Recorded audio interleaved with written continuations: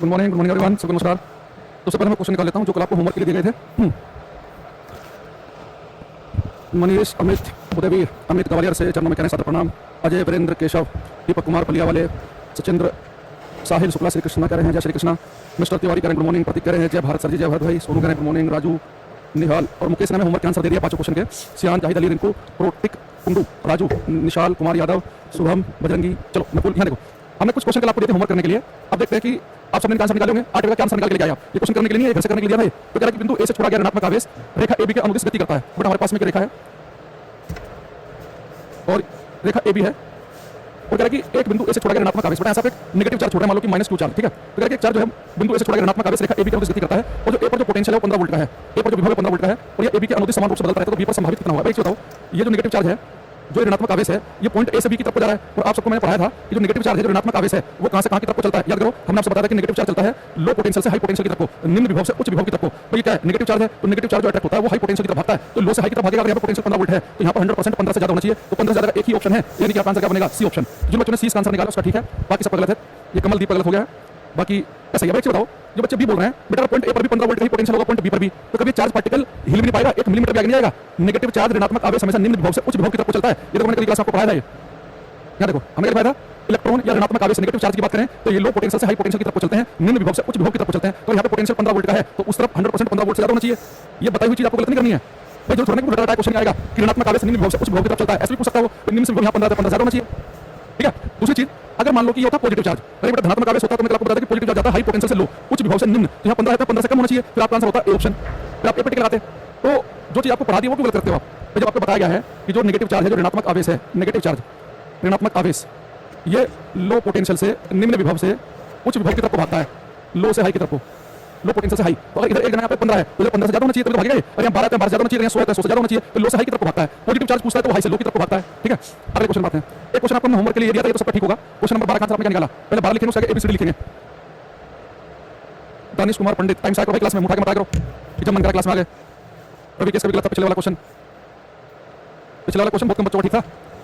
अब कमलदीप, सचिंद्र राय का आंसर दे रहे हैं, राजकिशोर ने कुछ आंसर दिया है, रजत कुमार, बजरंगी, आसान है। एक तार में धारा की दिशा होती है, direction of current in wire. तो कह रहा है कि पहले ऑप्शन में the same as the direction of flow of electron, बेटा इलेक्ट्रॉन के चलने की दिशा नहीं होती, करंट की डायरेक्शन लिया, इलेक्ट्रॉन के चलने की विपरीत दिशा, opposite to the direction of flow of electron. Electron के चलने की विपरीत दिशा जो होती है वो करंट की डायरेक्शन होती है, तो इलेक्ट्रॉनों के प्रवाह की विपरीत दिशा। तो सबका ठीक है ना? देखिए तिवारी जी, रोकी, टूटू,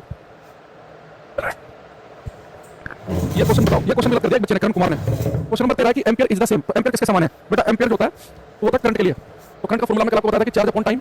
अगर मैं चार्ज को नापूं कूलम में, टाइम को नापूं सेकंड में, एम्पियर की करंट की यूनिट होती है एम्पियर। तो मैंने आपको लिखा था कि 1 एम्पियर होता है 1 कूलम पर सेकंड के बराबर। तो 1 एम्पियर होता है कूलम पर सेकंड, यानी कि डी ऑप्शन। तो क्वेश्चन नंबर 13 का आंसर डी जो है, ये प्रोटिक का तो गलत हो गया है, कुंडू का, उदयवीर का सही है, ये कोई बच्चे ने सी लिखा है उसका भी गलत हो गया। भाई आप कैसे हरकतें कर रहे हो आप लोग? भाई आपको मैं फर्जी ऐसी पढ़ा रहा हूँ, ऐसे मेहनत कर रहा हूँ आपके साथ में, आपके क्वेश्चन जो लिखा है क्लास में गलत कर देते हो। क्या पढ़ाई कर रहे हो भाई? रहने दो, पढ़ाई मत करो, घर से बोलो कि काम धंधे लगाए हमें, हमारे बस की नहीं है, ना हमारा मन है ना हमारे से होगा। ये क्या लिखा है यहाँ पे? कल आपको बताया था कि करंट जो होता है चार्ज अपॉन टाइम, तो चार्ज को हम कूलम में नापे, टाइम को सेकंड में नापे, तो करंट की होती है एम्पियर। यहाँ पे लिखा है कि 1 एम्पियर कूलम पर सेकंड के बराबर है। पता नहीं कौन सी पढ़ाई करते हो तुम। जितनों ने इसका आंसर गलत दिया है, यहाँ पर जो बैठे अपने कान पे जोर से खींच के 3 थप्पड़ मारेंगे, और इतना जोर से कि घर वाले जो है सारा सामान छोड़ के भाग के आए आपके पास कि क्या हो गया लड़के को, ये पागल हो गया, दिमाग चल गया इसका। जब मूर्ख हो यार तुम। तो ये लिखा कि ये किसका सिंबल है? तो मैं आपको बता देता हूं, सिंबल जो होता है ये होता है स्विच का, ये हम कहते हैं की प्लग, ठीक है। अगर ये बीच में डॉट लगा इसका स्विच अभी आपने ऑन किया हुआ है ना, तो ये की प्लग ऑन का है। अगर खाली ऐसे बना दूं मैं, बीच में डॉट ना लगाने की स्विच अभी ऑफ किया हुआ है, अभी ऑन नहीं किया, तो ये की ऑफ का स्विच होता है। अगर बीच में डॉट ना बनी हो, डॉट लगाने की स्विच ऑन है, अभी जैसे पंखा चलाते हैं ना, नीचे बटन दबाते हैं स्विच ऑन, तो स्विच ऑन के लिए है की ऑन, और ये की ऑफ का सिंबल है। एक क्वेश्चन मैं आपको करने के लिए दिया था लास्ट, क्वेश्चन नंबर 38, ये भी होमवर्क का क्वेश्चन है। अर्जुन यादव, निहाल सिंह, विकास, रोकी, केशव, रवि केस, अजीत यादव, मुकेश, छोटू, हिना कुरैशी, अमित, भूपेंद्र सिंह, दीपक, नाबिक मंडल, दीपक तिवारी, सचिंद्र कुर्मी, विकास, कुलदीप कुमार, सोरेन, आदित्य, सुनील कुमार, रामप्रसाद, मीना, करते रहो भाई सभी। इसमें लिखा है कि 10 माइक्रो कूलम के आवेश को, बेटा कितना आवेश दिया हुआ है आपको? आंसर चार्ज दिया रखा है 10 माइक्रो कूलम का। और मैंने कहा जब भी न्यूमेरिकल करो हमेशा याद रखना कि हमेशा में ऐसा यूनिट यूज करनी है। तो माइक्रो कूलम दिया चार्ज के लिए होता है कूलम, तो माइक्रो का मतलब होता है 10 की पावर -6। तो मेरे पास कितना चार्ज आ गया? 10 की पावर -5 कूलम का। तो चार्ज को मैंने ठीक कर लिया। एक कण को अनंत से बिंदु पी तक लाया जाता है तो भाई बलों द्वारा 2 मिली जूल कार्य किया जाता है। बट कितना कार्य किया जा रहा है? 2 मिली जूल। तो वर्क को तुम जूल में नापते हैं, मिली का मतलब होता है 10 की पावर -3। तो इसे मैंने जूल में बदल लिया। तो हमने सबसे पहले क्या किया कि हमें चार्ज जो है कूलम में होना चाहिए, माइक्रो में रखा, चेंज करके कूलम में बदल लिया। वर्क जूल में होना चाहिए, मिली में रखा है, तो हमने जूल में बदल लिया। तो कह रहा पी पर कितना पोटेंशियल विभव होगा? तो पोटेंशियल का फॉर्मूला क्या था? W/Q। तो कितना वर्क किया हमने? 2 गुणा 10 की पावर -3 का। चार्ज कितना? 10 की पावर -5। ये 10 की पावर -5 ऊपर आकर हो जाएगा प्लस का, तो 2 गुणा 10 की पावर -3 है, ऊपर आकर 10 की पावर हो गई प्लस की, तो हो गया 2 गुणा 10 की पावर प्लस की 2 बचेंगी, यानी हो गया 200। और पोटेंशियल को नापते हैं वोल्ट में, ठीक है। तो ये ज़्यादातर बच्चों का ये वाला आंसर ठीक है, 200 वोल्ट। तो जो पोटेंशियल का जो फॉर्मूला है ना, इस वक्त टीचर यही आपको घुमा सकता है कि वर्क को जूल में देकर मिली जूल में दे दे, चार्ज को क्या दे दे माइक्रो कूलम में, तो उसे कूलम में बदल लो, इसे जूल में, फिर जो आंसर आएगा वो आपका बढ़िया परफेक्ट आंसर आएगा वोल्ट में। ठीक है, तो यहाँ तक हमने होमवर्क दिया था आपको 5 क्वेश्चन। इस बच्चे के कितने सही हुए हैं ईमानदारी से बताना। मेरे आंसर देने से पहले जो आपने आंसर बताया, जो निकाला, उसके आधार पर इन 5 में से कितने क्या क्या स्कोर आप लोगों का? पंकज बताओ, रिंकू, केशव, पवन, और झूठ नहीं बोला कोई भी, अजीत, यादव, आर्या सिंह, और जो बच्चे क्लास से लाइव ले रहा है मेरे उससे प्रार्थना है, बजरंगी कह रहे 4 सही हुए, कमलदीप भी कह रहे 5 में से 4, एक बच्चा 3 4 4 3 4। ये भाई 5 के 5 क्वेश्चन करने वाले थे, इसमें से एक सिंगल क्वेश्चन ऐसा नहीं था जो आपको क्लास में ना पढ़ाया हो। क्या ये फॉर्मूला आपको नहीं पढ़ाया है? क्या मैंने आपको नहीं बताया कि माइक्रो कोटा के 10 की पावर माइनस लिखते हैं, मिली कोटा के 10 की पावर माइनस 3 ये पढ़ाया है?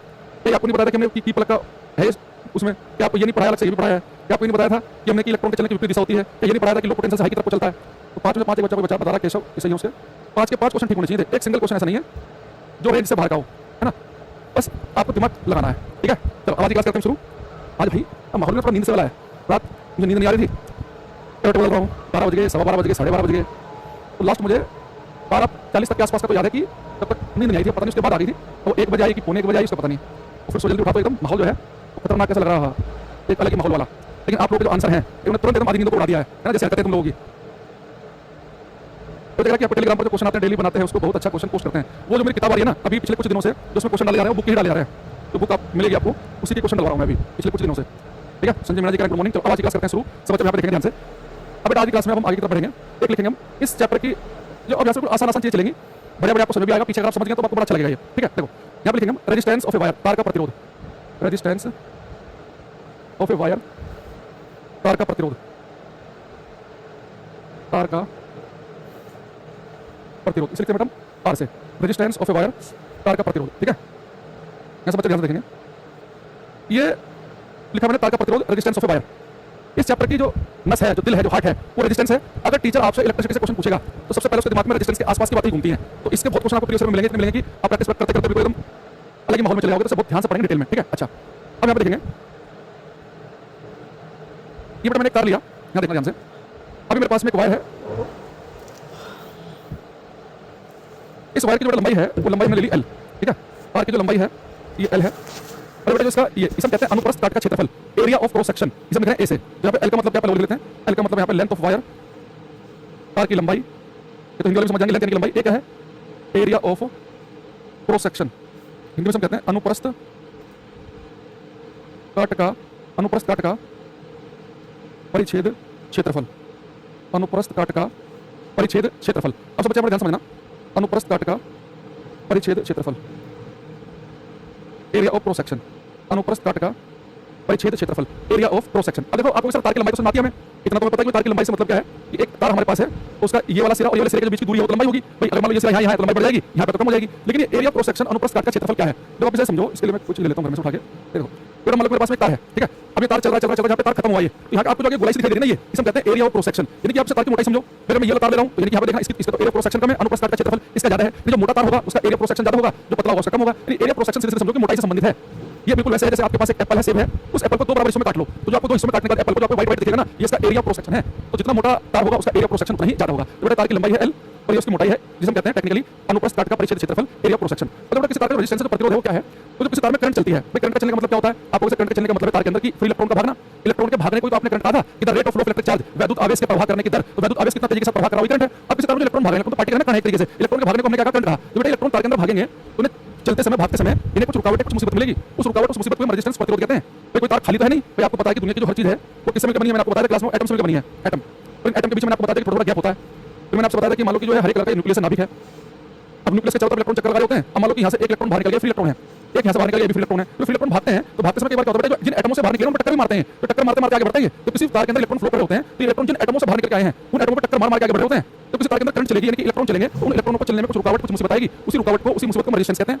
जैसे बच्चों को मैं कहता हूं कि बाइक लेकर रोड पर निकलो, कभी गड्ढा आएगा, कभी स्पीड ब्रेकर आएगा, है ना, कभी कोई पत्थर पड़ा हुआ सड़क पे, तो आपके मार्ग में अलग रुकावटें आती हैं। ऐसे इलेक्ट्रॉनों को फ्लो करते समय भी उनके मार्ग में रुकावटें आती हैं। ये जिन एटमों से फ्री इलेक्ट्रॉन निकले हैं उन पर टक्कर मार मार के आगे बढ़ते हैं, आपस में टकराते हैं, और जिन एटमों से बाहर निकले उन पर टक्कर मारते हैं। तो अब किसी तार के अंदर जो करंट चल रही होगी तो कहां पर उसका रेजिस्टेंस कम मिलेगा, कहां पर ज्यादा मिलेगा, उसकी बात हम करेंगे क्लास में। देखो इसी तार का जो रेजिस्टेंस है उसे मैं आर से लिख रहा हूं, इस तार का रेजिस्टेंस है वो उस तार की लंबाई के होता है समानुपाती, यानी तार जितना लंबा होगा रेजिस्टेंस उतना ही ज्यादा होगा। अब कुछ सोचो जितना लंबा तार होगा, जब इलेक्ट्रॉन यहां से आकर जा रहे होंगे तो ज्यादा एटम पर टक्कर मारने की संभावना बनेगी, तो जितना लंबा तार होगा उसका प्रतिरोध उतना ही ज्यादा होगा, उतनी टक्कर लगेंगी, उतना ही रेजिस्टेंस मिलेगा। दूसरा रेजिस्टेंस होता है बेटा वो एरिया क्रॉस सेक्शन क्या होता है, इनवर्सली प्रोपोर्शनल। यानी कि तार अगर मोटा है तो इलेक्ट्रॉन इजीली निकल जाएंगे, तार अगर मोटा है तो रेजिस्टेंस कम होगा, पतला है तो रेजिस्टेंस कैसा होगा, ज्यादा। यानी लंबे तार का रेजिस्टेंस ज्यादा, अगर तार पतला है नीचे की वैल्यू कम तो ऊपर की ज्यादा होती है, तार पतला तो रेजिस्टेंस ज्यादा, तार लंबा तो रेजिस्टेंस ज्यादा, और तार लंबा और पतला दोनों ही हो तो रेजिस्टेंस बहुत ज्यादा। तो अगर पेपर में आए किस प्रकार के तार का प्रतिरोध अधिक होगा तो बोलेंगे लंबे और पतले तार का। तो long and thin wire has high resistance, लंबे पतले तार का प्रतिरोध अधिक होता है। यहाँ पे कहीं लिखेंगे हम long and thin wire has higher resistance, लंबे और पतले तार का प्रतिरोध अधिक होता है। Long and thin wire has higher resistance, लंबे और पतले तार का प्रतिरोध अधिक होता है। अच्छा बेटा, अगर तार छोटा हो, लंबाई कम तो रेजिस्टेंस कम, और तार मोटा भी हो तो भी कम। तो लंबे पतले तार का रेजिस्टेंस होता है ज्यादा और छोटे और मोटे का होता है कम। तो लिखेंगे short and thick wire has lower resistance, छोटे और मोटे तार का प्रतिरोध कम होता है।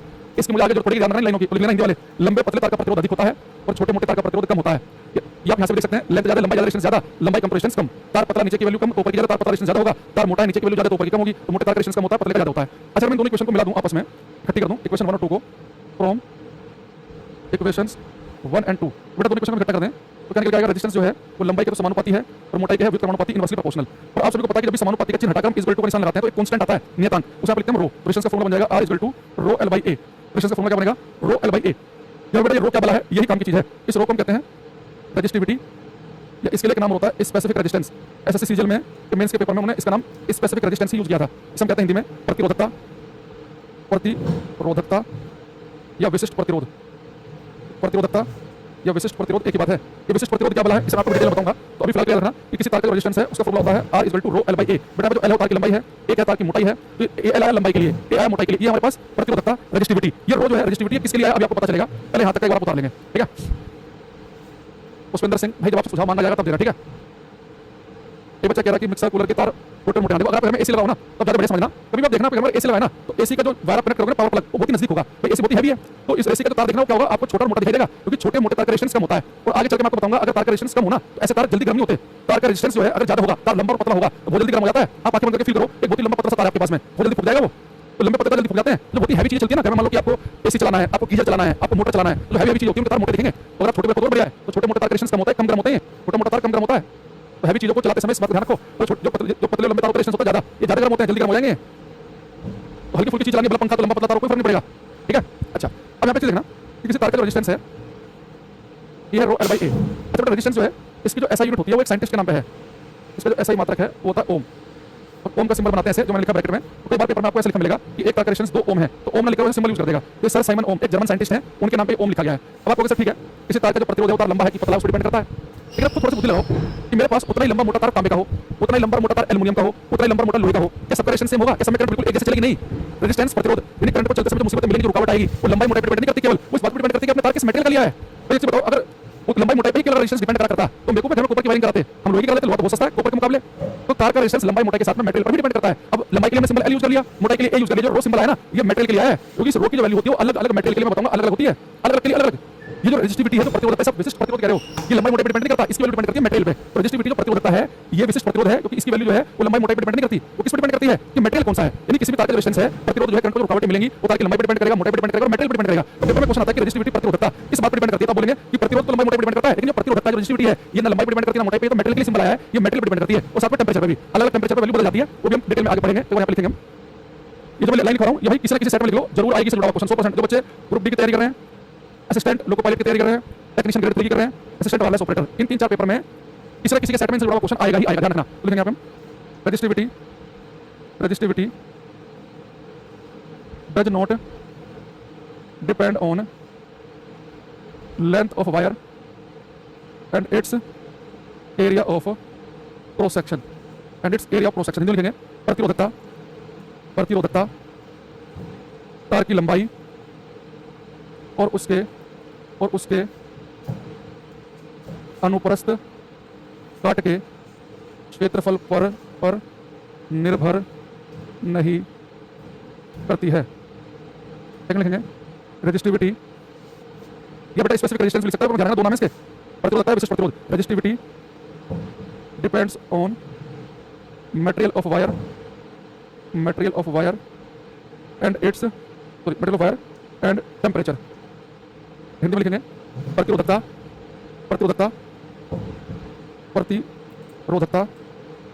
तार के पदार्थ और तापमान पर निर्भर करती है।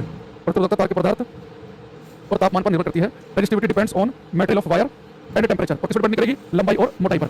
ये बेटा मटेरियल स्पेसिफिक है। आपने कॉपर का तार लिया, छोटा है कि मोटा, उसका मतलब नहीं है। कॉपर के तार की फिक्स रेजिस्टिविटी है, लोहे की अलग है, एल्युमिनियम की अलग है, सिल्वर चांदी की अलग है, सबकी अलग अलग है। जैसे मैं अभी आपको कुछ दो चार लिखूंगा अभी, पहले आप मुझे बताओ, जैसे मैं रेजिस्टेंस का मात्रक लिखा ओम, तो बता है कि रेजिस्टिविटी प्रतिरोधकता का मात्रक क्या होता है, इसकी यूनिट क्या होती है, ये बताओ।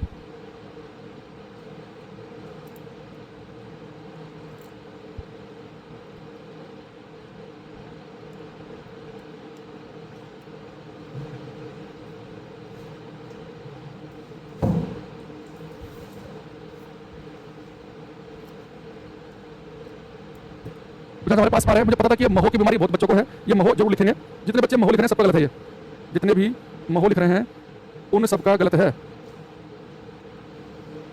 देखो बेटा रेजिस्टेंस क्या होता है? R equal to rho L by A. यहाँ से अगर मैं ये रो निकालूं तो जाएगा R A बाई L। ठीक है, तो रेजिस्टेंस हम किस में नापते हैं? ओम में। एरिया का यूनिट आपको पता है मीटर स्क्वायर होता है।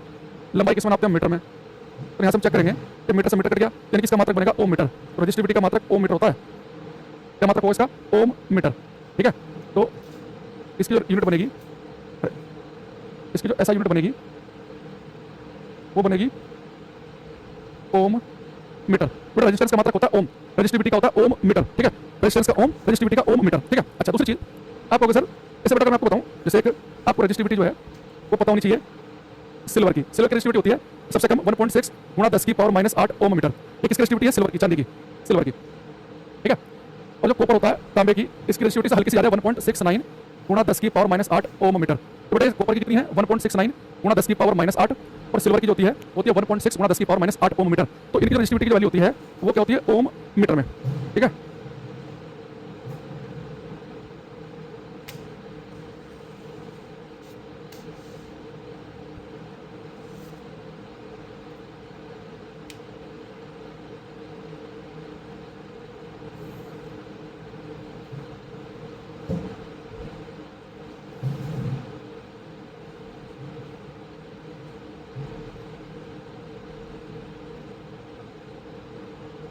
एक मैं आपको भाई कुछ की रेजिस्टिविटी और बताता हूँ, दो की।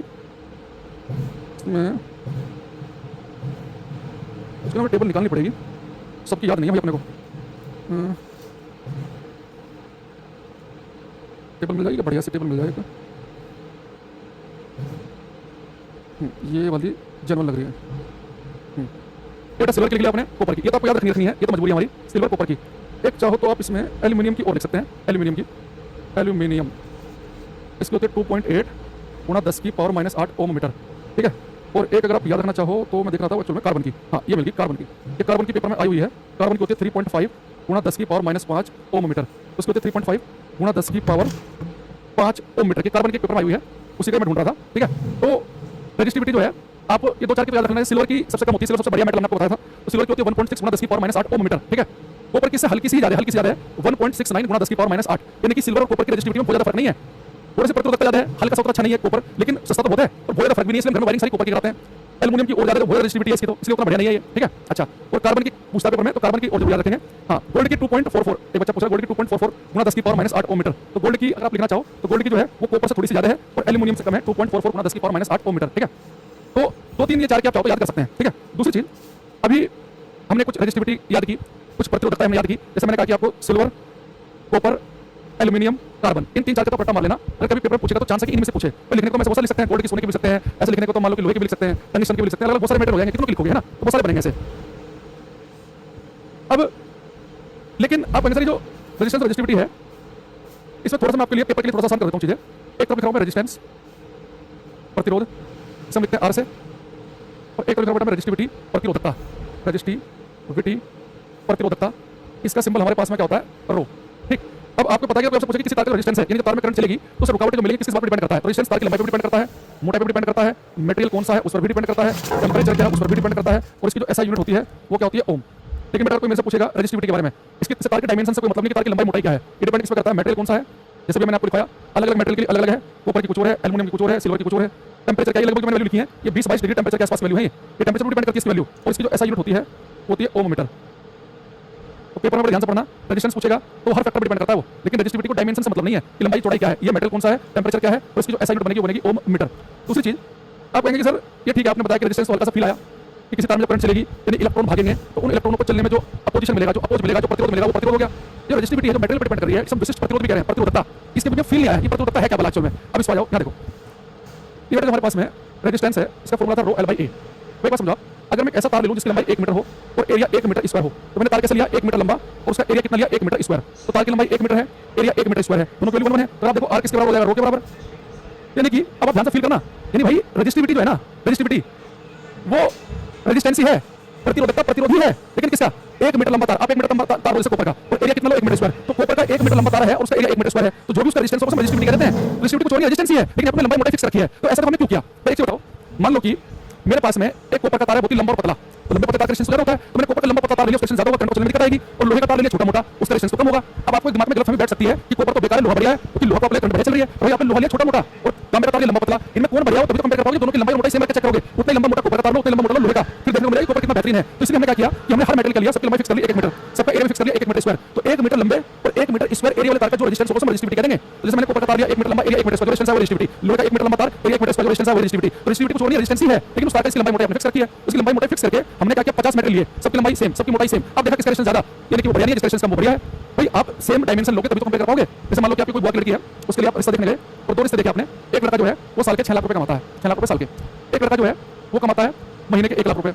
आप ये कहोगे जी 1 लाख रुपए कितने कम पैसे कमा रहा है, ये 6 लाख रुपए कमाता है, यहाँ पे ब्याह कर दो भैया, 6 लाख रुपए साल के कमा रहा है, ये 1 लाख रुपए महीने कमा रहा है, तो कंपेयर करने के लिए बराबर करना पड़ेगा ना, तो साल कितने कमाएगा 12 लाख, यानी किसी कमाई ज्यादा है, ये महीने पाओ, ये महीने के 1 लाख कमा रहा है, तो जो साल के 6 लाख कमा रहा है 50,000 कमा रहा है, तो कंपेयर करने के लिए बराबर पाना पड़ेगा ना। तो रेजिस्टिविटी क्या होती है, रेजिस्टेंस ही होता है, लेकिन उस तार की लंबाई मोटाई आपने फिक्स रखी है, तो 1 मीटर लंबे और 1 मीटर स्क्वायर एरिया वाले तार का जो भी रेजिस्टेंस होगा उसे हम रेजिस्टिविटी, उसे हम प्रतिरोधकता कहते हैं। तो रेजिस्टिविटी प्रतिरोधकता प्रतिरोधी है, रेजिस्टिविटी प्रतिरोधी है, लेकिन विशिष्ट प्रतिरोध क्यों है, क्योंकि यहाँ पर हमने लंबाई कितनी फिक्स रखी है 1 मीटर और एरिया भी फिक्स रखा है 1 मीटर स्क्वायर, तो 1 मीटर लंबे और 1 मीटर स्क्वायर एरिया वाले तार का जो भी रेजिस्टेंस होगा, अगर किसी तार की लंबाई 1 मीटर हो और उसका एरिया 1 मीटर स्क्वायर हो, इसका जो भी रेजिस्टेंस होगा उसी रेजिस्टेंस को हम रेजिस्टिविटी कहते हैं। यानी कि रेजिस्टिविटी आपको किस पर डिपेंड करेगी, मेटल पे, क्योंकि लंबाई और मोटाई तो आपने फिक्स कर दी, इसलिए अलग-अलग मेटल की रेजिस्टिविटी हमारे पास में कैसे आई, अलग-अलग। देखो दोबारा समझेंगे सारे खेल को। मैंने कहा अगर पेपर में आपसे पूछे कि रेजिस्टेंस प्रतिरोध, तो आपके दिमाग में कि रेजिस्टेंस का सिंबल आर है, इसे हम ओम से लिखते हैं। रेजिस्टेंस हमें बताता है कि किसी तार में करंट चलेगी तो करंट चलते समय उसे क्या रुकावटें मिलेंगी, तो रेजिस्टेंस रुकावटें जो है उस पर डिपेंड करेगी, लंबा तार की, पतला है की, मोटा है की, कैसा मेटल कैसा, सब डिपेंड करेगा रेजिस्टेंस। लेकिन जो रेजिस्टिविटी है वो तार के डायमेंशन पर डिपेंड नहीं करेगी, वो डिपेंड करेगी मेटल कौन सा, तो रेजिस्टिविटी में निकाली थी तो लंबाई मोटाई फिक्स कर चुके हैं ऑलरेडी, ठीक है, उसे नापते हैं ओम मीटर में। जैसे हम कुछ क्वेश्चन लेते हैं तो आपको शायद थोड़ा ज्यादा क्लियरिटी आएगी। बाकी भाई ये आपने सब 10th पर रखा है, अगर किसी बच्चे को इतना बताने के बाद दिक्कत आ रही है ना, समझ जाने 10वीं क्लास फर्जी पास किया, वो कोविड चाइल्ड है, वो कोविड के टाइम में अपना बस फर्जी पास हो गया, 10वीं क्लास का है, और टेम्परेचर का क्या प्रभाव पड़ेगा वो आगे पढ़ेंगे पूरे डिटेल में, जितना पढ़ाया पहले सुनो ध्यान से। पहले क्वेश्चन नंबर देखना है और फिर उसके ABCD, क्योंकि क्वेश्चन एक साथ पूछूंगा। करो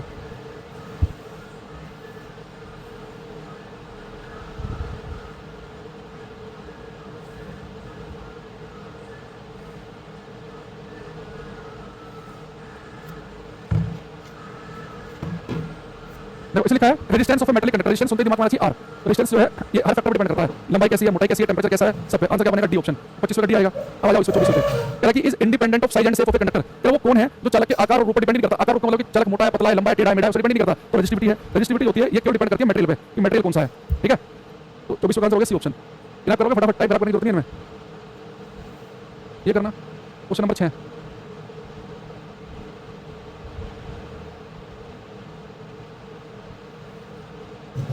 क्वेश्चन नंबर 6 लिखा है the resistivity of copper metal depends on only one of the following factor, तांबे की धातु की प्रतिरोधकता निम्नलिखित में से किसी एक कारक पर निर्भर करती है। तो लिखा है रेजिस्टिविटी ऑफ कॉपर, रेजिस्टिविटी पर डिपेंड करती है मेटल पे, मेटल तो उसने कॉपर लिख दिया, और बचा क्या आपका टेंपरेचर, रेजिस्टिविटी मेटल और टेंपरेचर पर डिपेंड करती है, तो आंसर क्या बनेगा, सी ऑप्शन बनेगा, ठीक है। एक क्वेश्चन हम ये बताएंगे, एक तार है, इस तार का रेजिस्टेंस प्रतिरोध है आर और इसकी प्रतिरोधकता रेजिस्टिविटी है रो। अगर मैं इस तार को 5 बराबर हिस्सों में काट दूं, 5 इक्वल पार्ट्स में, 1 2 3 4 5, अगर मैं इसे 5 इक्वल पार्ट्स में काट दूं तो हर पार्ट की रेजिस्टिविटी प्रतिरोधकता कितनी होगी। पूरे तार की रेजिस्टिविटी रो है, तो इस तार को 5 बराबर हिस्सों में काट देंगे तो हर हिस्से की प्रतिरोधकता कितनी होगी आपको बताना है। 5 बराबर हिस्सों में आपने इसे कट कर दिया, तो बताओ हर हिस्से की रेजिस्टिविटी प्रतिरोधकता क्या होगी। बबलू कुमार, चंदन, सुभा, मोए, शील, पंकज, सरोज, शिवानी यादव, मोनू, रजक, राजीव, सूर्यकांत, ठीक है। देखो यह देखना भाई, आप देखो पूरे तार की रेजिस्टिविटी कितनी थी रो, आपने इस तार को 5 बराबर हिस्सों में काट दिया, 1 2 3 4 5, टोटल रेजिस्टिविटी जो है वो तो मेटल पर डिपेंड करती है। अगर तार तांबे का है तो 5 बराबर टुकड़े करेंगे तो तांबे के होंगे, रेजिस्टिविटी सेम ही होगी। अगर पूरे तार की रो है तो टुकड़े की भी रो होगी, इसकी भी रो, इसकी भी रो, इसकी भी रो, इसकी भी रो, लेकिन रेजिस्टेंस लंबाई पर डिपेंड करता है। और पूरे तार का रेजिस्टेंस R है, इसे आप 5 बराबर हिस्से में काटेंगे तो हर तार का रेजिस्टेंस बचेगा R/5 R/5 R/5 R/5 R/5 R/5, क्योंकि रेजिस्टेंस लंबे तार का ज्यादा होता है, छोटे कम होता है।